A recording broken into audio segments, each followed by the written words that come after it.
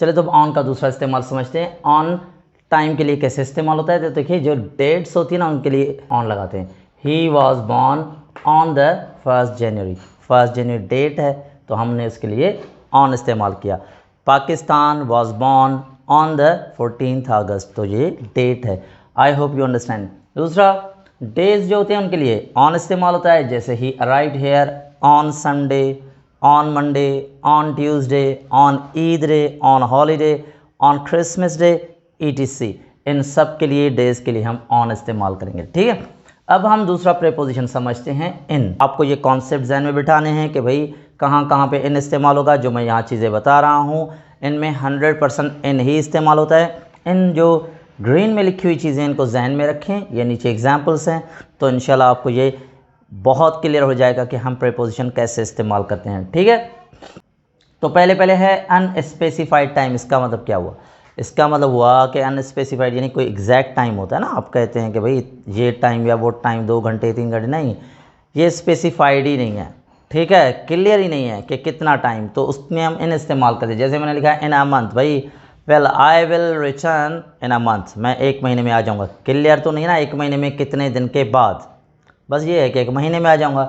या देखें in recent times prices have been going up in recent times, recent times में चीज़ें महंगी होती चली जा रही हैं। तो देखिए रिसेंट टाइम्स आप स्पेसिफाइड ही नहीं है ना, कितने दिनों से काउंट करोगे। रिसेंट हम अंदाज़ा लगाएंगे भाई 2 महीनों से, 3 महीनों से, 4 महीनों से, वगैरह वगैरह। फिर दूसरा इन कहाँ इस्तेमाल होता है? पार्ट ऑफ द डे, दिन के जो हिस्से होते हैं, मॉर्निंग, इवनिंग, आफ्टरनून, नाइट, ठीक है। In morning, in evening, etc। और हाँ, फिर से वही बात करूँगा कि देखें आप उर्दू मीनिंग पे नहीं जाया करें। जैसे हम उर्दू में तो कहते हैं ना सुबह को, मैं सुबह को जल्दी उठ जाता हूँ, तो अब को के लिए आप कुछ और ना इस्तेमाल करें। यहाँ देखें इंग्लिश में इन ही इस्तेमाल होता है, आप इन ही करेंगे। फिर देखें मंथ्स, ईयर्स, सेंचुरीज, डिकेड्स, इन सब के लिए भी इन इस्तेमाल होता है। इन जून, इन जुलाई, इन अगस्त, इन सितंबर।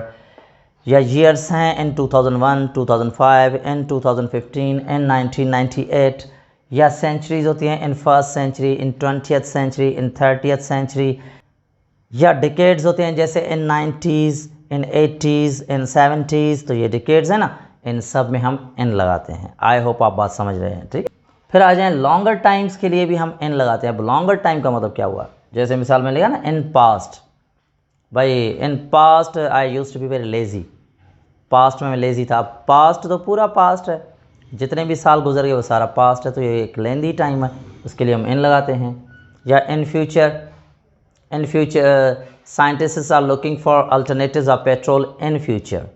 इन फ्यूचर तो अब जो भी गुजरेगा, जितने भी साल हो, सदियाँ हों, आने वाले, वो सारा फ्यूचर है, तो ये लॉन्ग टाइम है, इसके लिए भी हम इन लगाएंगे, ठीक है। ऐसे ही इन 5 ईयर्स, इन 10 ईयर्स, ऐसे सब हम जो भी लॉन्ग टाइम है उनके लिए इन इस्तेमाल करते हैं। I will retire in 18 years, तो देखिए 18 ईयर्स एक लॉन्ग पीरियड है, तो उसके लिए हमने इन इस्तेमाल किया। सीजन्स के लिए जैसे in summer, in winter, in autumn, in spring, इनके लिए भी हम इन इस्तेमाल करते हैं। तो मैंने स्पेसिफिकली आपको इनका यूज़ समझाया, मुझे उम्मीद है आपको समझ में आ गई होगी बात। मैं एक बार दोबारा फिर से इसको रिपीट करता हूँ जल्दी में कि अनस्पेसिफाइड टाइम के लिए, पार्ट ऑफ द डे के लिए, months, years, centuries, decades, longer time, seasons, इन सब टाइम्स के लिए हम इस्तेमाल करेंगे इन से पहले हम इन इस्तेमाल करेंगे। I hope it makes sense. Well अब हम पढ़ते हैं एट के बारे में। देखें एट जो है ना टाइम के लिए भी इस्तेमाल होता है और प्लेस के लिए भी होता है। जब टाइम के लिए इस्तेमाल होता है तो देखें ये क्लॉक टाइम से पहले लगाया जाता है। अब क्लॉक टाइम आप समझते हैं, एग्जैक्ट टाइम जो होता है 5 o'clock, 6 o'clock, उसके लिए हम एट इस्तेमाल करते हैं। At 5 o'clock, at 6 o'clock, my school starts at 8 o'clock। I hope you understand. दूसरा ये very short period of time के लिए, जैसे एट द मोमेंट। तीसरा ये मील टाइम के लिए इस्तेमाल होता है, जैसे lunch, dinner, breakfast, we shall see at lunch tomorrow, etc। और एट प्लेसेस के लिए कैसे इस्तेमाल होता है? ये इस्तेमाल होता है एड्रेसेस के लिए, ठीक है। My office is at the main market. At इस्तेमाल होता है एड्रेसेस के लिए, जैसे we have opened a new shop at the main market, ठीक है। और दूसरा इस्तेमाल होता है पॉइंट के लिए।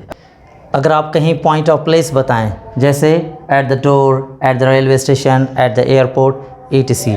आई होप यू अंडरस्टैंड।